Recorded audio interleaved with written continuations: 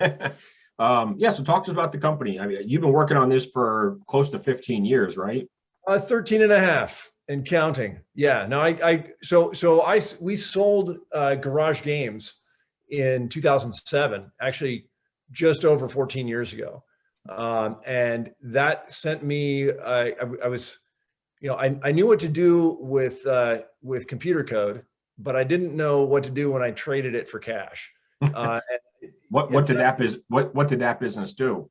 We built technology and tools for independent game developers to make their games, find collaborators, publish online, and build an audience. And this was right at the beginning of kind of the indie game movement in game development. And we had all come out of the commercial game business, where games kept getting bigger and bigger and bigger and more expensive. And it was sort of like the point of the exercise, which was fun, was sort of lost, at least in terms of making games. And so that was what prompted our move to build Garage Games. It was like, I mean, imagine if a guitar cost 500 grand, how many independent bands would there be? And that was sort of the world of game development, is that professional tier game dev tools were multi-$100,000 engines plus royalties. And so we said, all right, we're going to build a commercial grade game engine and sell it with source code for $100. Wow. Who'd you end up selling the company to? IAC, Barry Diller's holding company. And they had done a bunch of internet plays.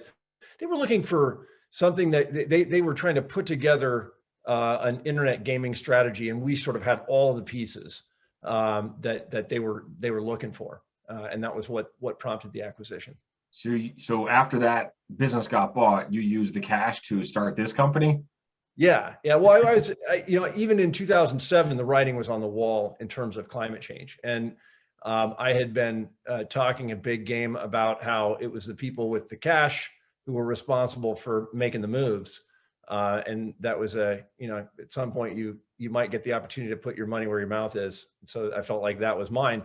Now, I wasn't sure at that point exactly how to make the most impact. So I built a solar installation and invested in some local community businesses. But I also went looking for an electric vehicle because I was at that time a bicycle commuter and had gotten a house a year before. And 13 or 14 years ago, I mean, there was really nothing in terms of EVs, right?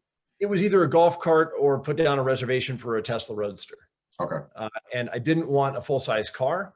The car is way overkill for typical daily driving, and the golf cart just wasn't enough. And so, but it was in that gap, in that kind of in between the bike and the car gap. And motorcycle's a little too dangerous, right? It just doesn't meet it. It's certainly way too dangerous. A typical two-wheel bike. And it doesn't have the utility capabilities that you actually need for regular trips. And so it was actually, I saw a three-wheel kit vehicle in a parade. And I mean, believe it or not, that was the light bulb moment, was going, there is a giant gap between the bike and the car that I've just never really paid attention to before, because it's kind of just how things were. And it was getting one of those kit vehicles that got me very intrigued about building a new type of a vehicle, and ultimately that was the genesis point for Arcimoto. So where exactly do you start? I mean, do you put out a job ad for some engineers and designers? Do you go raise capital after you put a business plan together? I mean, I think people are kind of curious that, how you got from, here's the light bulb moment to, okay, now we're actually going to start building these vehicles. Well, I had already started what was actually my first commercial real estate project, and was looking for things to put inside of it. So I had a garage, and I started just chatting I basically corralled some friends into helping put the kit vehicle together. And that was the initial team for Arcimoto, was guys who were just like, yeah, I mean, I'm a gearhead. I know how to put stuff together. Let's go do it. And that was what started the iteration process. So for the first couple of years, it was just, it was build prototype, put prototype in front of anyone who was willing to offer an opinion. And it turns out people are generally willing to offer opinions if you ask them, and refine. And it wasn't until 2009 that we actually really put something out in front of the public in a big way with the launch of our kind of first brand representative prototype. And that was when it was in late 2009 when we first, so I'd basically self-funded the whole thing up to that point. Pretty much blown through all of my ill-gotten gains from software, and decided that it was time to go raise capital. And if you remember the fall of 2009, 2007, great time to sell a company. Right, 2009, right. horrible time to go looking for venture. Correct. But that ended up being it was a 6-year process to close our Series A, Wow. which our Fenwick and West lawyer said, if you actually close this, that will be the longest running open Series A that is closed. Who did you guys raise from? Did you raise from individuals, institutions? There was a lot of friends and family for that gap of time, and then ultimately Bill Hambrecht's third venture fund was the one that was, it really came down to getting to the right idea. When we started, it was like this reverse trike 3-wheeled everyday concept was there's gold in those hills, but there was a lot of course correction to get to the right platform architecture that would really, we think, win in the everyday driving space. So fast forward. So when I see these videos of these customers, receiving delivery of their Arcimoto, is this the 3rd generation, 4th generation? I mean, how many guys have you reiterated until you now have a commercialized product? Well, it was 8 basic concept generations over those first 7 years to get to, and that was, it was sort of like each time getting closer, but just not having the right mix. And then, of course, once we had the right idea, it has been multiple iterations of that to refine from the napkin sketch and works like prototype into a production venture, which is its own huge series of challenges. So are these vehicles categorized as automobiles or motorcycles? Because I heard you say in one interview that you might need a motorcycle license in some states. Yeah, so the 3-wheeled vehicle is a motorcycle in all states. That's a classification. 3 wheels on the road's a motorcycle, 4 wheels is a car. Gotcha. Almost every state now has some kind of a carve out for 3-wheeled motorcycles that let you use them either with a regular driver's license, as is the case in California, Oregon, and I think like 25 other states, something like that, or a 3-wheeled specific endorsement that is a much lower bar to get. So you just in Oregon, we actually have multiple products on our platform. The Fun Utility Vehicle meets the threshold for a normal driver's license, but our Roadster, you've got to get a 3-wheel endorsement. I went in, you got to read the manual, take the test. It's piece of cake. Okay. So you still go to the RMV or DMV for that. Yep. Gotcha. So talk about all the different variations, because I saw some, with the roof, without a roof. I heard you say that you can get doors or no doors. Some look like, I think I saw one guy kind of hanging off the back of one, like maybe he was, holding a video camera for a movie shoot. So you guys have a lot of different, are those just all customizations that the customer can make? Well, and that really goes to what we think is one of our core competitive advantages is just that we have landed on a platform, the underlying vehicle platform that is a very versatile, very well ballasted 3-wheeled electric vehicle platform. And we've got a number of different variations on that platform that target different slices of the overall vehicle market. So the Fun Utility Vehicle is it's our flagship product. It's our consumer product. It's our vacation rental, ride share type product. Real quick, what's the price point? Where does that start? Today the price starts at $17,900, and over time we see that coming down as we approach true scale. Okay. And then also we're seeing an increasing number of incentives available for this particular category. So California, for example, knocks off $2,250 from the price, Oregon, $2,500. And there you're getting a really great everyday electric ride for around 15 grand. Gotcha. Is really not bad even today. So that's the launch product. And then early last year, we started piloting the Deliverator, which is where you take out the back seat. And again, the advantage of the platform is that it is a very small footprint platform that can carry a lot of stuff.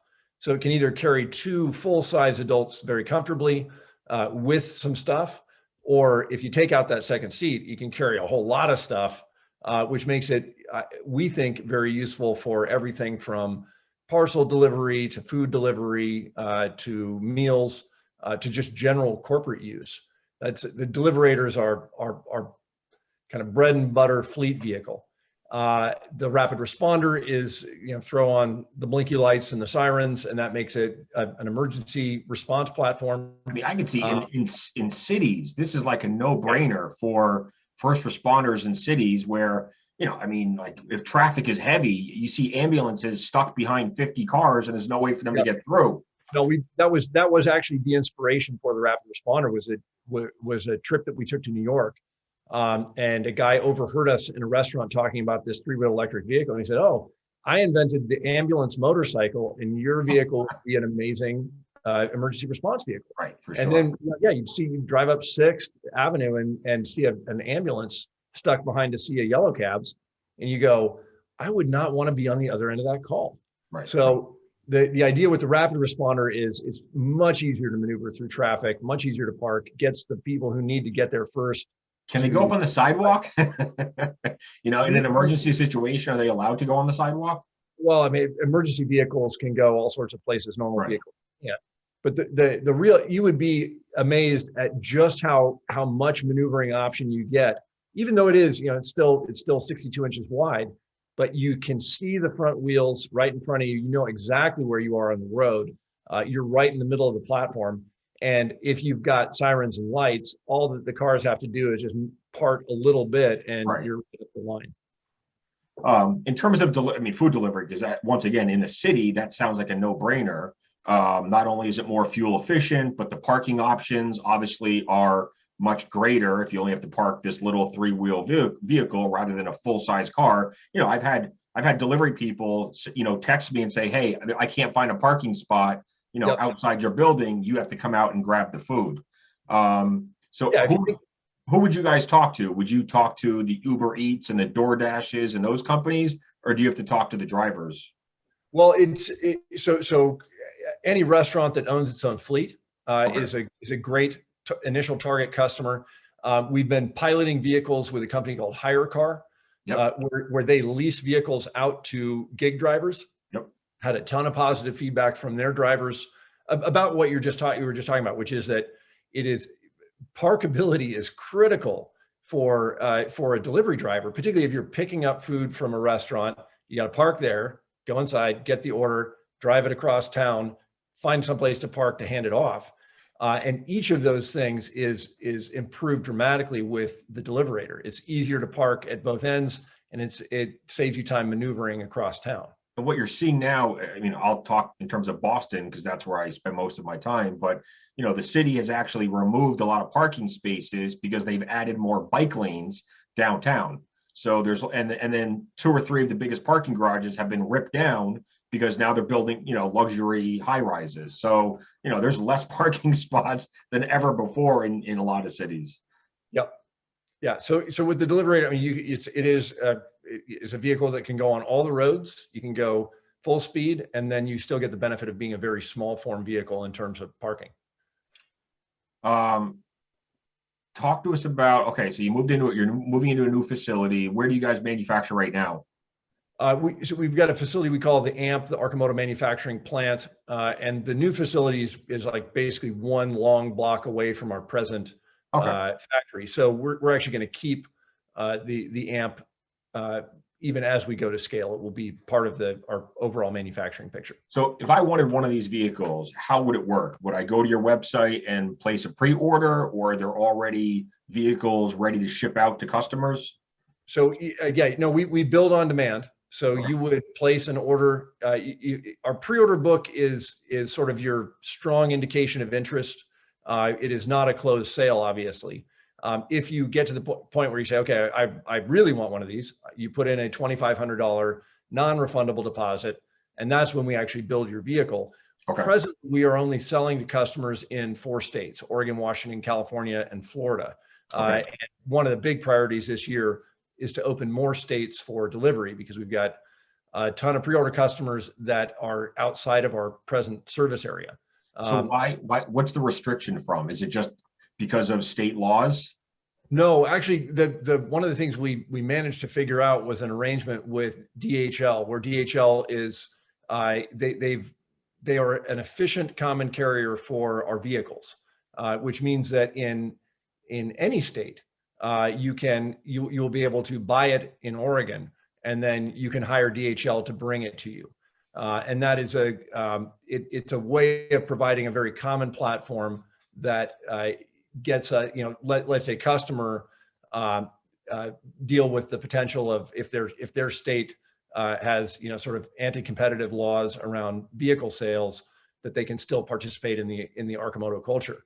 But the real issue is that, particularly in the early stage of deploying a new vehicle, there's a lot of care and feeding that happens. And so we want to make sure that we have a very good service experience for our customers.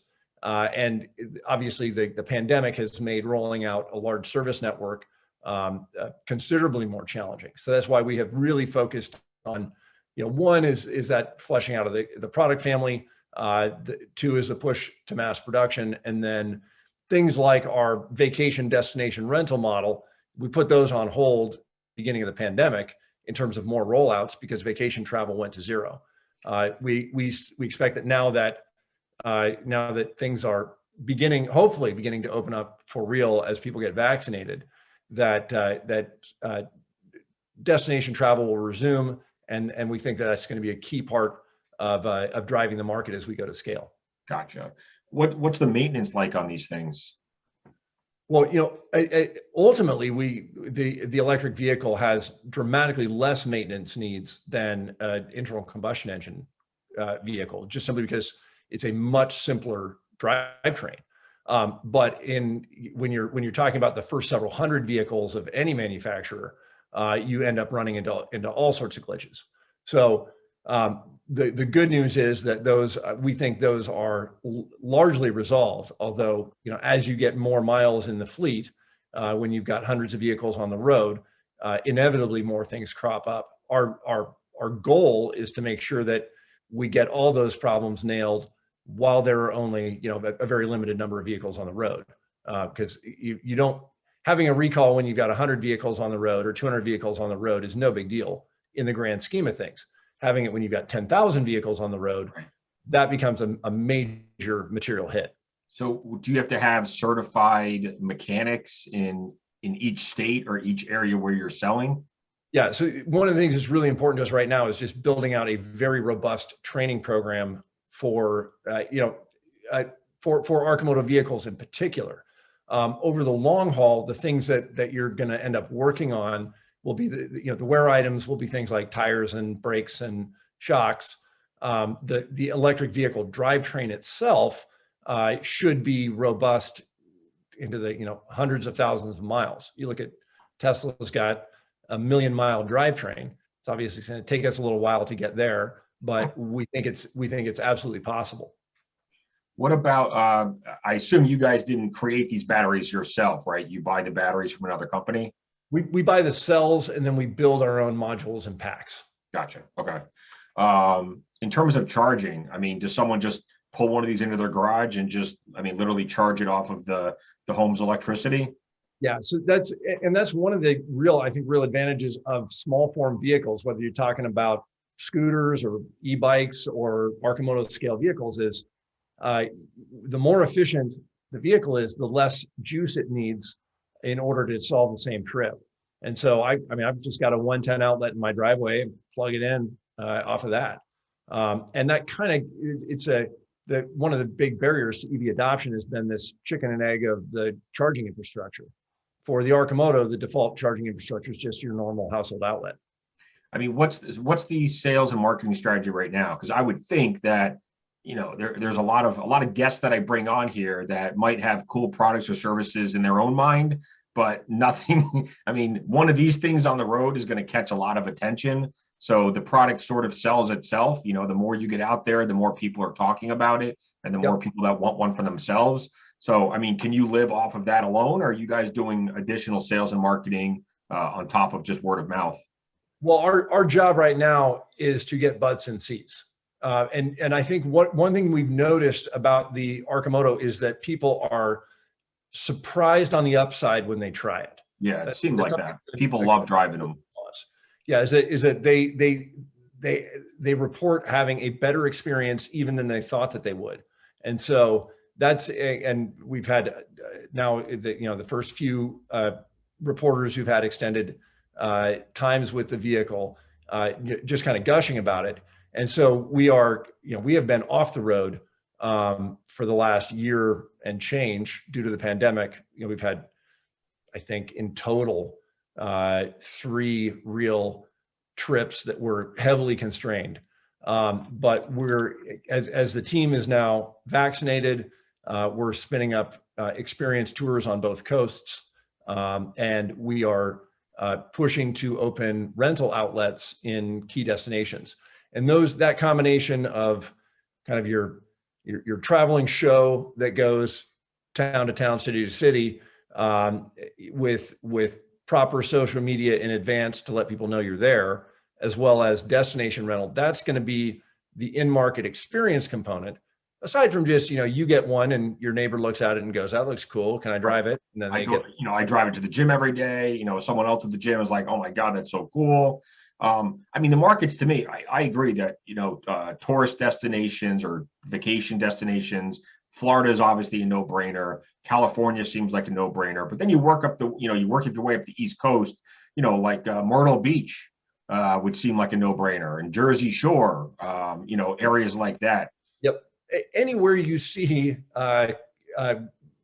golf carts or slingshots or motorcycles or scooters for rental, right, we think those are going to be great places to rip around in Arcimotos. And we're in Oregon where it rains all the time, and it's a rain or shine vehicle even in the open model. I mean, part of it's a matter of expectation. I mean, this is in Eugene there are hardcore cyclists who will get all their rain gear on and cruise around in the pelting rain, and you pull up to them in an Arcimoto and they're just like, that looks way better. But there are definitely places that are going to want the full side enclosures, and that's going to be an option as well. So if you want the 4-season Midwest mobile, that is on the drawing board. Like Cape Cod, where it's 65 degrees a couple days ago, and then 45 degrees the next day. So, have you guys given any estimates for deliveries this year and/or next year?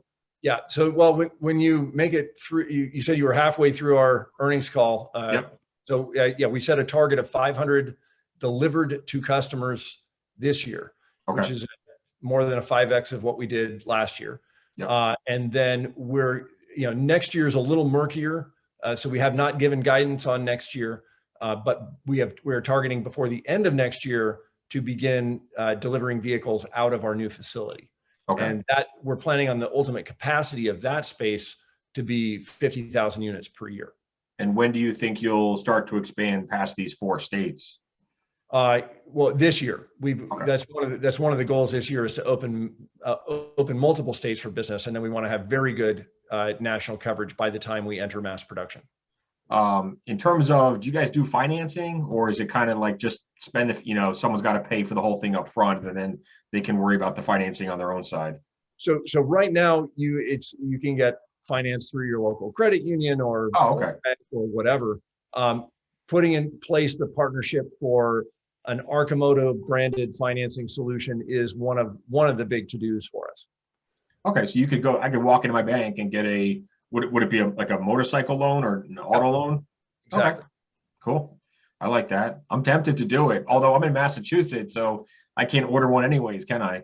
We will. Well, the Northeast, we've got a big cluster of pre-order interest from the Northeast between Massachusetts, New York, Connecticut, and Jersey, and so that is absolutely on our priority list in terms of amongst the next states that we're looking at. Because Cape Cod's obviously a pretty big tourist destination. I can see people, you know, driving these things down to the beach. What does it take to decide when you open up your next state or area? Is it just based off of pre-orders, or it's the mechanics part, and that's We presently have service jobs open in New York as an okay? example. Once we get those folks trained up and ready, then that's really going to be the key trigger. Awesome. Anything that we skipped over that you'd like to add? Well, I mean, for folks interested, Arcimoto.com is our website, arcimoto.com/IR. I mean, is our investor relations site. You have clearly a finance bent to your following, so would encourage folks. I never know how many financial questions I can ask, because I don't know if you're in the quiet period right now or not. Well, you can ask as many questions as you want, but it's on me to whether I can answer them or not. Do you think, okay, I mean, have you guys given any revenue guidance for this year? I mean, if you think you're going to do 500 vehicles this year delivered, can you just multiply 500 times 18,000 and come up with a rough number? I know you guys sell accessories and stuff too. Yeah, our ASP is 20 plus in that range. So you can do some back of the envelope math and get to a reasonably close approximation. Okay, cool. I'm actually going to do a pre-order today, just so you know, because it's $100 for a pre-order, right? And then 2,500 to reserve. Okay. Winning them one at a time. Well, because there's a chance that I'm going to go spend my winters in Florida. So if I end up buying a condo down in Florida in the next few months, I want one of these things parked outside. So done. Cool. Thank you so much, Mark. I really appreciate your time today. This has been fun, and this is I love these interviews because I don't know, these are just like I love interviewing these CEOs of smaller companies that don't get enough attention for what they're doing, and I just think it's important for me to bring some awareness to these companies that are driving a lot of innovation forward. So thank you for what you do, and I look forward to keeping an eye on you guys for the next many years. Awesome, Jonah. Well, thank you. Likewise. Appreciate you helping spread the word. You got it, man. Talk to you soon, Mark. Take care.